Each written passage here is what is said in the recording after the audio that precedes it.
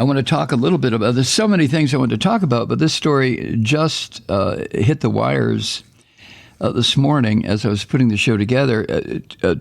Twitter, apparently, and this is from CNN, Twitter has major security problems that pose a threat to the people who use Twitter, like me, like you perhaps, personal information. It also poses a threat, these security problems, to company shareholders, to national security, and to democracy itself. That's according to an explosive whistleblower disclosure obtained by CNN and the Washington Post. Now, by this time of the day or the evening, you probably have heard about this on various news reports. But like I said, right now, it is kind of just being revealed, and I'm not that totally familiar with the story, so I will be, as I share this with you, I'll be sharing it with myself too, so to speak, okay? I'll preface it, though, by saying that I have mixed emotions about certain kinds of technology. I really, truly do. I'm not a Luddite. I think technology is wonderful, certain technology. I don't think nuclear weapons as technology is wonderful. On the other hand, I think nuclear medicine that is used in way of healing and combating certain diseases, I think that's wonderful. But it is to use a cliche, a double-edged sword, isn't it? Certain forms of technology. Who would have thought that Facebook and Twitter and now Instagram, all these various social media platforms could be used for so much destruction, just mountains of lies and misinformation and poison, and causing people to get sick and die, and causing teenagers to commit suicide. No, yeah, it does. I mean, there's certain aspects of these social media platforms that will feed into a teenager's or an adolescent's sense of not understanding which way is up or down. If you remember your adolescence, most of us don't, but if you remember it, it was an awful time. It is not the best years of our lives, the early teens, mid-teens. It is not. It's one of the worst times of our lives. And if you add to that this horror of cyberbullying and kids that commit suicide or attempt suicide, it just goes on and on. And yes, it is all directly attributable to the misuse of cyber technology. It just is. That's not a declaration on my part. It's just a fact. It's just the truth. So I have tremendous problems. That's why I'm not an active user of Facebook. I think I have a Facebook page. I know my daughter does. I know my son does. I know most people I know do. I don't fuck with it because I don't like it. There's just too much chance of too much bullshit occurring with Facebook. Twitter, I post things on Twitter that are sent to me by a couple of my very reliable correspondents, whether it is Elise in Long Beach or my education affairs correspondent in San Francisco. There's a bunch of people that send me things that I then just immediately repost to the Mike Malloy Show Twitter feed. But I don't have a Twitter page. That's the Mike Malloy Show. I don't like any of this shit. I really do not. And again, I don't mean to come across as a typical, well, I hate that kind of shit, Luddite, because I'm not. Sip of River Moon coffee, if you'll pardon me. So now it's Twitter. This disclosure by the whistleblower, he has been identified as Peter Zatko. And he spells his name, Peter, in the... I guess it would be the German or the Dutch way, Peiter, Peter Zatko. And he has a nickname, Mudge. They call him Mudge, okay? The disclosure was sent last month to Congress and a couple of federal agencies, and it paints a picture of a chaotic environment at a mismanaged company, Twitter, that allows, this is how CNN puts it, too many of its staff access to the platform's central controls, and most sensitive information without adequate oversight. The whistleblower also alleges that some of the country's senior-most executives have been covering up Twitter's serious vulnerabilities, and that one or more current employees may be working for a foreign intelligence service. Gee, I wonder who that would be. Not the person, but the foreign intelligence service. Christ. It would be Trump's handlers, the Russians. Now, the whistleblower agreed to be publicly identified. That's how I can tell you his name, Peter Zatko. And previously, he was Twitter's head of security. He reported directly to Twitter's CEO. And Zatko further alleges that Twitter's leadership has lied to its own board and government regulators about how vulnerable it is regarding security, including some of these vulnerabilities that could allegedly open the door to foreign spying or manipulation, hacking, and disinformation campaigns. Well, no shit. Isn't that what happened during the Orange Vomit's first election and his second attempt to once again become president with a minority of the vote of the American people?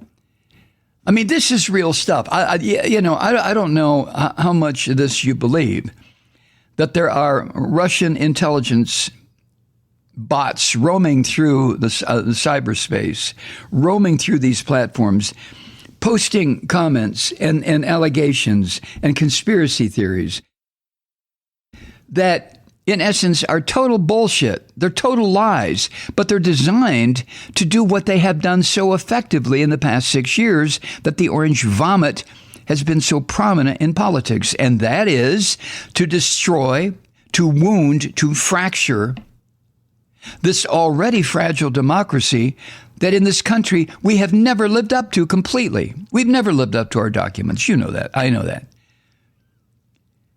And it's a kind of warfare that has been going on ever since these social media platforms have been available. And the people who understand them to a far greater degree than you or I do have used them in a very malignant, belligerent way, and it continues.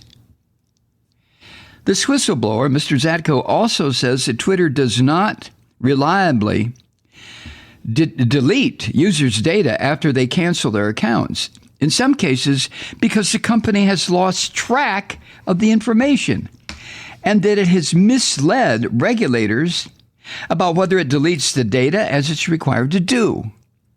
I mean, the company doesn't know what the fuck it's doing or is deliberately not doing what it's supposed to be doing. I would say it's the former. You know, when you get this far into AI, when you get this far into algorithms that dictate where texts are going to go, where comments are going to go, what they're going to say, how they can be changed, you're fucked. I mean, how do you control it? So the whistleblower is making some serious accusations, probably most of which are true. But how do you stop it? Quick answer, you can't. Uh-oh. Mr. Zatko also says Twitter executives don't have the resources to fully understand the true number of bots that are roaming their platform. And they're not motivated to do it. And it's these very bots that recently became central to Elon Musk's attempts to back out of his arrogant $44 billion deal to buy the company. You know, maybe Musk knew something we didn't. His offer to buy, in my opinion, was just arrogant bullshit from another billionaire. But he did discover something, didn't he, Musk? And he doesn't want it because he knows something very essential. He can't control it. And the current owners of Twitter cannot control it. Nobody can. Huh? Now, back in January, Twitter was fired by the company, Zatko was fired by Twitter back in January, of course. And Twitter claimed that they fired him because of, here we go, poor performance. Aha. Right. And according to Mr. Zatko, this public whistleblowing comes after he attempted to let Twitter's board know of the security lapses inherent in the Twitter platform.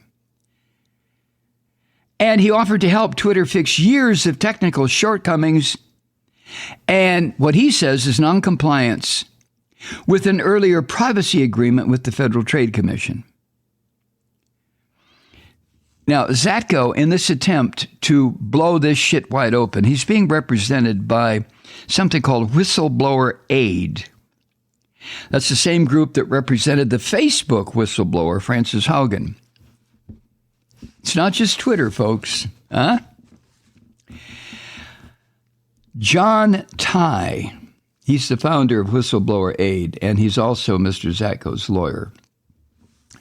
He told CNN that Zatko has not been in contact with Musk and that Zatko began the whistleblower process before there was any indication of Musk's involvement with Twitter. That's an attempt to get that shit straightened out before Twitter can say, well, it's a conspiracy to get Elon Musk off the hook. Because I'm sure that's what they're going to say. And after, after this article that I'm quoting from was initially published, which was hours ago, Alex Spiro, he's an attorney for Musk, told CNN, quote, "We have already issued a subpoena for Mr. Zatko, and we found his exit and that of other key employees curious in light of what we have been finding," end quote. So a subpoena to testify in Elon Musk's lawsuit to get off the hook from buying Twitter. And Twitter, of course, is trying to force the issue. I mean, who wouldn't? For $44 billion? That's shit. CNN, for their part, tried to get comment from Twitter, and CNN had 50 specific questions regarding what the whistleblower has put out there. And of course, Twitter's not going to answer. In a statement, though, a Twitter spokesperson let CNN know that security and privacy are both longtime priorities for the company. Of course it is.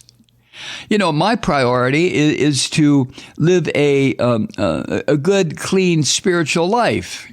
But I've fallen way short. You know, priority is a goal. Reality is what you're doing, Twitter. Come on. Twitter also said the company provides clear tools for users to control privacy and ad targeting and data sharing. Horseshit. That's just not true. At least it's not true for the average user of Twitter can understand this stuff. We are not cyber engineers. We don't know what the fuck is going on. Twitter added that it has created internal workflows to ensure users that when they cancel their accounts, Twitter will deactivate the accounts and start a deletion process. More bullshit. This is what the whistleblower is saying. That's a lie. And Twitter declined to tell CNN whether it typically completes that process. You see? Oh, well, we believe privacy and disclosure are very important to our platform. You lying bastards. Hi, Truth Seekers. Mike Malloy here. As you know, we've switched formats and are now broadcast exclusively on the Progressive Voices Network. So that means you get fewer program interruptions, no corporate commercials, and lots of profanity. But our format change also means some of our radio listeners no longer hear the program. It's been a while since I mentioned our podcasts, so you may have forgotten that there is a way to listen to this program anytime you need a good dose of screaming. Visit MikeMalloy.com and subscribe to our podcast. As a podcast subscriber, you can download the program to your mobile device and take me with you wherever you go. And if you have a friend who needs a dose of truth-seeking, you can give a gift subscription as well. That's MikeMalloy.com, and never miss a minute of the uncensored fun and frivolity.